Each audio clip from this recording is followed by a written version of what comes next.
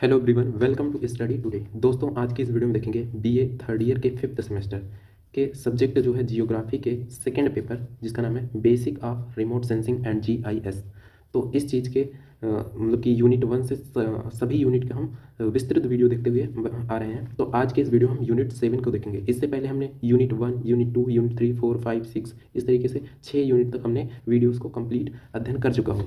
अब हम देखते हैं यूनिट 7। तो आज के इस वीडियो में हम देखेंगे यूनिट 7 के जितने भी इंपॉर्टेंट टॉपिक्स हैं उन सभी को देखेंगे, जो कि एग्जाम की दृष्टि से बहुत ही महत्वपूर्ण है। इन्हीं से प्रश्न बनेंगे। आप इन टॉपिक्स को बेहतरीन तरीके से, अच्छे तरीके से देखिएगा। आपको निश्चित ही इस वीडियो से प्रश्न देखने को मिलेंगे आपके एग्जाम में। तो आज के इस वीडियो में देखेंगे स्थानिक डेटा के प्रकार और तत्व।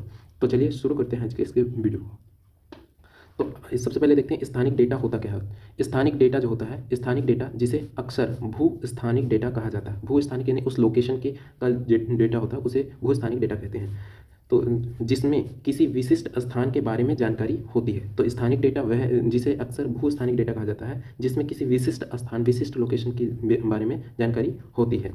आगे देखते हैं, स्थानिक डेटा कस्बों, शहरों, द्वीपों आदि जैसे भौतिक वास्तविक जीवन स्थानों के माध्यम से एकत्र किया गया आंकड़ा होता है। तो स्थानिक डेटा क्या होता है? उसके कस्बों, शहरों, द्वीपों आदि विभिन्न भौतिक वास्तविक जो जीवन स्थानों के माध्यम से एकत्रित किया हुआ आंकड़ा होता है। आगे देखते हैं, स्थानिक आंकड़ा मूल रूप से अलग अलग प्रकार के होते हैं और इनका वाणिज्य क्षेत्रों में बुद्धिमत्तापूर्वक उपयोग किया जाता है। ठीक है, आगे हम देखते हैं कि स्थानिक डेटा के जो प्रकार हैं। तो स्थानिक डेटा के दो प्रकार हैं। पहला है ज्यामितीय डेटा और दूसरा है भौगोलिक डेटा। अब देखते हैं ज्यामितीय डेटा होता क्या है। तो ज्यामितीय डेटा वह डेटा है जिसे द्विआयामी सपाट सतह पर मैप किया जा सकता है, यानी एक्स अक्ष और वाई अक्ष पर उसे मैप किया जा सकता है, उसका मानचित्र बनाया जा सकता है। तो ज्यामितीय डेटा क्या होता है? द्विआयामी सपाट सतह पर मैप किया जा सकता है। ऐसे डेटा को ज्यामितीय डेटा कहते हैं। ज्यामितीय डेटा का एक अच्छा उदाहरण है किसी भवन की फर्श योजना को करना, मतलब कि जो फर्श की योजना कैसे बनेगी, तो उसका ज्यामितीय डेटा पहले एनालिसिस करना पड़ेगा। तो इस तरीके से हमने देखा ज्यामितीय डेटा क्या होता है। आगे हम देखते हैं भौगोलिक डेटा। तो दो तरीके के डेटा बताए थे, ज्यामितीय डेटा और भौगोलिक डेटा। तो अब दूसरा देखते हैं भौगोलिक डेटा। तो भौगोलिक डेटा वह डेटा है जिसे किसी गोले में मैप किया जा सकता है। भौगोलिक डेटा वह डेटा है जिसे मैप यानी कि गोले में मैप किया जा सकता है। भौगोलिक डेटा आमतौर पर पृथ्वी पर किसी वस्तु के स्थान से संबंधित देशांतर और अक्षांशों को संदर्भित करता है। यानी कि जो भौगोलिक डेटा है वो जैसे कि 3D में उसको मैप किया जाता है, जबकि ज्यामितीय डेटा 2D में जो है उसको मैप किया जाता है एक्स एंड वाई अक्ष, जबकि इसमें एक्स, वाई और जेड तीनों अक्षों में इसका मैप किया जाता है। तो भौगोलिक डेटा क्या होता है कि भौगोलिक डेटा वह डेटा है जिसे किसी गोले में मैप किया जा सकता है। भौगोलिक डेटा आमतौर पर पृथ्वी पर किसी वस्तु के स्थान से संबंधित देशांतर और अक्षांश को संदर्भित करता है, जैसे कि जीपीएस डेटा है, भौगोलिक डेटा का एक अच्छा एग्जाम्पल है। आगे हम देखते हैं और चीज़ों के विषय में।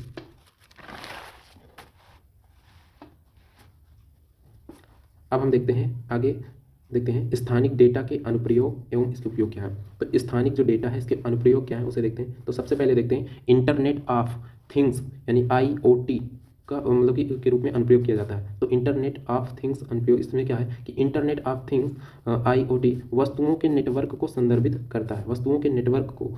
करता है, जो सेंसर जैसे कि बर्ड, स्कूटर या सिटी बाइक के साथ एबेंडेड होता है, जुड़ा होता है, जो चीज़ से डेटा को डेटाबेस में भेजना संभव बनाते हैं।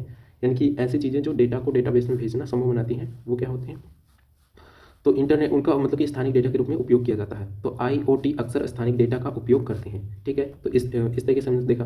अब देखते हैं इसके कुछ एग्जांपल। तो इनके जो इंटरनेट ऑफ थिंग्स IoT है इसमें एग्जांपल देखते हैं। तो पहला है किस तरीके से उपयोग कहाँ किया। तो internet of things platform analytics में उपयोग किया जाता है। तो internet of things platform analytics में उपयोग किया जाता है। उसके बाद दूसरा है रियल टाइम सेंसर डिटेक्शन में उपयोग किया जाता है।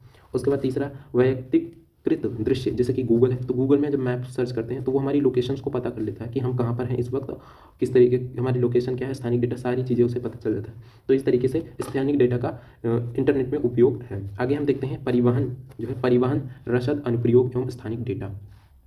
इसमें देखते हैं तो परिवहन और लॉजिस्टिक कंपनियां जो हैं लोगों और उत्पादों की आवाजाही का काम देखती है। तो जो परिवहन लॉजिस्टिक कंपनियां हैं ये लोगों और उत्पादों की आवाजाही के काम पर ध्यान देती है, उसकी निगरानी रखती है। इसमें एयरलाइंस, ट्रैकिंग, रेल मार्ग, शिपिंग और लॉजिस्टिक फर्म जैसी कंपनियां शामिल होती हैं।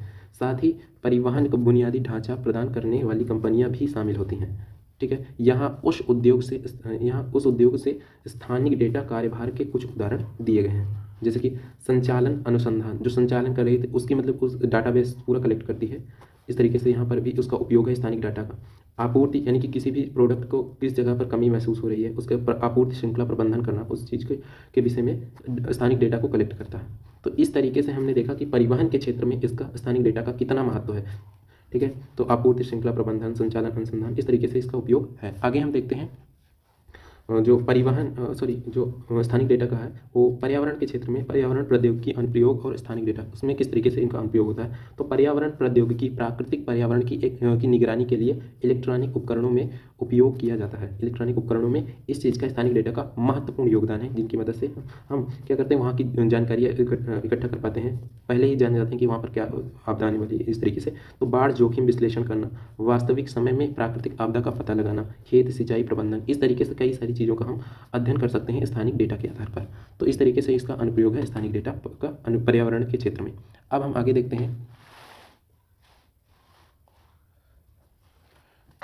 हैं डेटा संरचना क्या होता है। तो डेटा संरचना क्या है?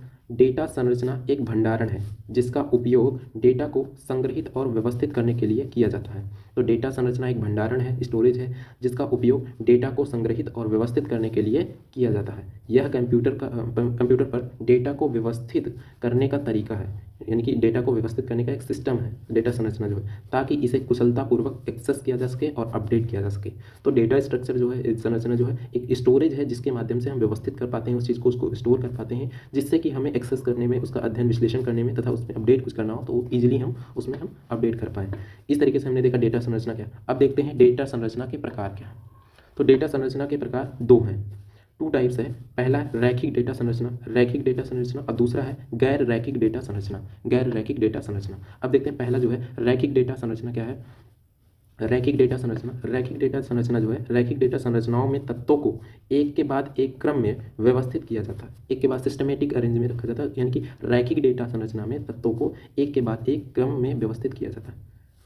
चूंकि तत्वों का विश्लेषण क्रम में व्यवस्थित किया गया है, इसीलिए उन्हें लागू करना आसान होता है, क्योंकि वे व्यवस्थित होते हैं, सिस्टमेटिक होते हैं, तो उन्हें लागू करना आसान होता है। हालांकि जब प्रोग्राम की जटिलता बढ़ जाती है, काफ़ी ज़्यादा बढ़ जाती है, तो परिचालन जटिलताओं के कारण रैखिक डेटा संरचनाएं सबसे अच्छे विकल्प नहीं हो सकती है, यानी कि जब जटिलता बढ़ जाएगी तो ये आसान नहीं होता है इसमें काम भी करना। तो इस तरीके से हमने देखा रैखिक डेटा संरचना, यानी कि रैखिक डेटा संरचना के विषय में देखा। अब देखते हैं कुछ लोकप्रिय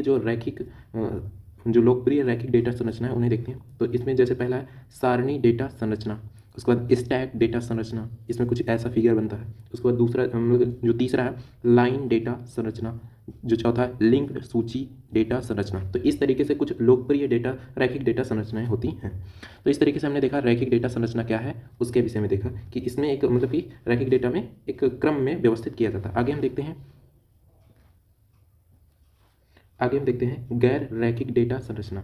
गैर रैखिक डेटा संरचना क्या होता है, देखते हैं गैर रैखिक डेटा संरचना ये क्या होता है। इसमें रैखिक डेटा संरचनाओं के विपरीत, यानी कि जो रैखिक डेटा संरचना होता है उसके विपरीत गैर रैखिक डेटा संरचनाओं में तत्व किसी क्रम में नहीं होता है, यानी कि जो इसके एलिमेंट्स होते हैं वो किसी क्रम में व्यवस्थित नहीं होते हैं। इसके बजाय उन्हें एक पदानुक्रमित तरीके से व्यवस्थित किया जाता है, जहाँ एक तत्व एक या अधिक तत्वों से जुड़ा होता है। जैसे ये 2 तरीके के होते हैं, यानी 2 प्रकार के होते हैं गैर रैखिक डेटा संरचना। एक है ग्राफ डेटा संरचना, और इसमें जो ये फर्स्ट एलिमेंट है यहाँ पर देखिए ये एक से जुड़ा है और एक इधर से एक इधर, ये वाला देखिए एक ही से जुड़ा। तो इस तरीके से इसके जो तत्व हैं वो एक या एक से अधिक से जुड़ सकते हैं।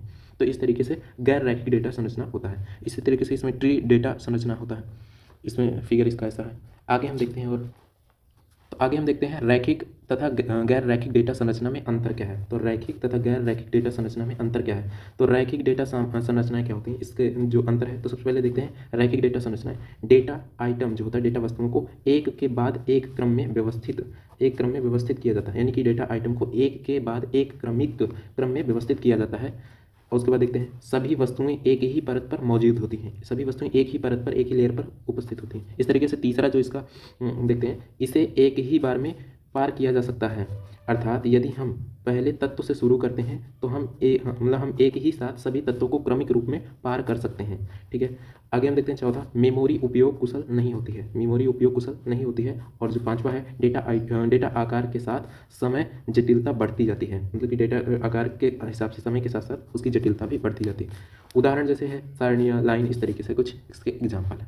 अब देखते हैं गैर रेखिक डेटा संरचना। इसमें अब अंतर देखना था, तो अब इसके सब विपरीत होगा इसमें। यहाँ पे यानी कि डेटा आइटम को गैर अनुक्रमिक क्रम में व्यवस्थित किया जाता है, उसे एक क्रमिक रूप में, इसे गैर अनुक्रमिक रूप में व्यवस्थित किया जाता है। उसके बाद डेटा आइटम विभिन्न परतों पर मौजूद होता है। वो एक परत पर मौजूद होता था और ये विभिन्न परतों पर मौजूद होता है। आगे देखते हैं तीसरा, इसके लिए कई रनों की आवश्यकता होती है। अर्थात यदि हम पहले तत्व से शुरू करते हैं तो एक ही साथ के सभी तत्वों को पार करना संभव नहीं होता। आगे देखते हैं और जबकि उसमें एक ही बार में हम पार कर लेते थे। उसके बाद देखते हैं चौथा जो है, आवश्यकता के आधार पर विभिन्न संरचनाएं अलग अलग कुशल तरीकों से मेमोरी का उपयोग करती हैं, जबकि उसमें कुशलता मतलब कि मेमोरी उपयोग कुशल नहीं होती है, जबकि इसमें मेमोरी जो है कुशल तरीकों से मेमोरी का अलग अलग उपयोग किया जाता है तरह से। आगे देखते हैं इसमें का जो पांचवा है, समय की जटिलता वही रहती है, यानी कि समय के हिसाब से मतलब कि आंकड़ों के आकार के हिसाब से इसमें कोई जटिलता नहीं, वही जटिलता बनी रहती है। उदाहरण जैसे टी ग्राफ, मैप। आगे हम देखते हैं रास्टर विधि एवं विक्टर विधि में अंतर क्या है। तो रास्टर विधि और विक्टर विधि है क्या, पहले देखते हैं। तो सबसे पहले देखते हैं भौगोलिक सूचनाओं के प्रतिरूपण में धरातलीय आंकड़ा संरचना के लिए रास्टर तथा विक्टर विधियां स्पष्ट रूप से अलग अलग दृष्टिकोण रखती हैं। यानी कि भौगोलिक सूचनाओं के प्रतिरूपण में धरातलीय आंकड़ा संरचना के लिए रास्टर तथा विक्टर विधियां स्पष्ट रूप से अलग अलग दृष्टिकोण रखती हैं, है ना। अब देखते हैं इसमें सबसे पहले देखते हैं रास्टर विधि द्वारा निर्मित जो भी मानचित्र होगा वो अच्छे साफ नहीं होते, मतलब अच्छे साफ नहीं होते हैं रास्टर विधि द्वारा निर्मित मानचित्र। इसके जबकि विपरीत विक्टर विधि में आंकड़ा आधार बहुत उत्तम तरीके से प्रबंधित होता है, एकदम मतलब कि अच्छे तरीके से आंकड़ा प्राप्त होता है, मानचित्र प्राप्त होता है। तो इस तरीके से रास्टर विधि में थोड़ा मतलब कि मानचित्र अच्छे साफ रूप में नहीं प्राप्त होते हैं, जबकि विक्टर विधि में साफ आंकड़े आधारपूर्ण प्राप्त होते हैं। आगे हम देखते हैं रास्टर विधि के लाभ। तो रास्टर विधि के लाभ, यह एक सरल एवं साधारण आंकड़ा संरचना है। तो यह एक सरल और साधारण आंकड़ा संरचना है। आगे देखते हैं, इसमें सुदूर संवेदन आंकड़ों के साथ मानचित्रों आंकड़ों का एकीकरण तथा प्रतिस्थापन करना आसान होता है। तो इसमें सुदूर संवेदन आंकड़ों के साथ मानचित्रों आंकड़ों का एकीकरण एवं प्रतिस्थापन करना आसान होता है। उसके बाद देखते हैं जो तीसरा है, विभिन्न प्रकार के धरातलीय विश्लेषण करना अति सरल होता है। आगे देखते हैं, यह तकनीक की बहुत ही सस्ती एवं उत्साहपूर्वक विकसित की जा सकती है। जबकि रास्टर विधि की जो कमियां हैं, कुछ कमियां भी हैं। तो इसमें देखते हैं ग्राफिक आंकड़ों का आकार बहुत अधिक होता है, यानी कि आकार बहुत बड़े बड़े बनते हैं इसमें। और उसके बाद बड़े आकार के सेलों को छोटा करने के लिए आंकड़ा आकार को भी छोटा करना पड़ता है, यानी कि जब आकार बड़े होते हैं तो उसको भी छोटा, यानी कि आंकड़ा आकार को भी छोटा करना पड़ता है। लेकिन छोटे करने पर इस प्रक्रिया में महत्वपूर्ण सूचनाएं समाप्त हो जाती हैं। तो ये इसका मुख्य पॉइंट है। आगे देखते हैं और इसकी जो कमियाँ हैं, रास्टर विधि में नेटवर्क निर्धारण करना कठिन होता है। इस तरीके से हमने रास्टर विधि की जितनी भी कमियाँ थी उन्हें देखा और लाभ को देखा। अब देखते हैं विक्टर विधि के कुछ लाभ हैं। पहला जो है, दृश्य पंचशास्त्र आंकड़ा संरचना का उपयुक्त प्रदर्शन करता है, यानी कि आंकड़ा संरचना का उपयुक्त प्रदर्शन करता है। दूसरा जो है, यह एक सघन संरचना आंकड़ा होता है। आगे देखते हैं, यह शुद्ध सुचित्रों का निर्माण करता है और सचित्रों तथा लक्षणों की पुनर्प्राप्ति, नवीनीकरण तथा समानीकरण संभव है। अब देखते हैं विक्टर विधि के, इस तरीके से हमने लाभ देख लिया। आगे देखते हैं विक्टर विधि की जितनी भी कमियां हैं उन्हें देखते हैं। विक्टर विधि की कुछ कमियां हैं, जैसे पहले यह जटिल आंकड़ा संरचना होता है, यानी कि जटिल आंकड़ा संरचना होता है। दूसरा, यह बहुत खर्चीला होता है। और तीसरा, इसमें अनुरूपण करना बहुत ही कठिन होता है। तो इस तरीके से हमने देखा यूनिट 7 के जितने भी महत्वपूर्ण टॉपिक्स थे स्थानिक डेटा से संबंधित, स्थानिक डेटा के अनुप्रयोग, स्थानिक डेटा संरचना के प्रकार, रैखिक, गैर रैखिक, इसके लाभ क्या है, इसकी संरचना, इसके प्रकार देखा, और रास्टर विधि एवं विक्टर विधि क्या है, इसके अंतर, इसके लाभ, इसकी कमियां दोनों की देखा। इस तरीके से इस यूनिट से जितने भी महत्वपूर्ण टॉपिक्स थे उन सभी टॉपिक्स को हमने इस वीडियो में देखा। और इससे पहले हमने यूनिट 1, 2, 3, 4, 5, 6, 7 यानी कि 6 तक की वीडियो को पहले ही अपलोड कर दिया है। अगर आपने उसे नहीं देखा है तो वीडियो के डिस्क्रिप्शन बॉक्स में जाइए, वहाँ पर आपको उन वीडियोज़ की भी लिंक मिल जाएगी। तो बस आज के इस वीडियो में इतना है। आई होप दैट कि आपको ये वीडियो पसंद आई होगी। आपको ये वीडियो पसंद आई है तो वीडियो को लाइक कीजिए, चैनल पर पहली बार आए तो चैनल को जरूर सब्सक्राइब करें। एंड हम जल्द ही मिलते हैं किसी तरीके से नेक्स्ट वीडियो में। तब तक के लिए जय हिंद, जय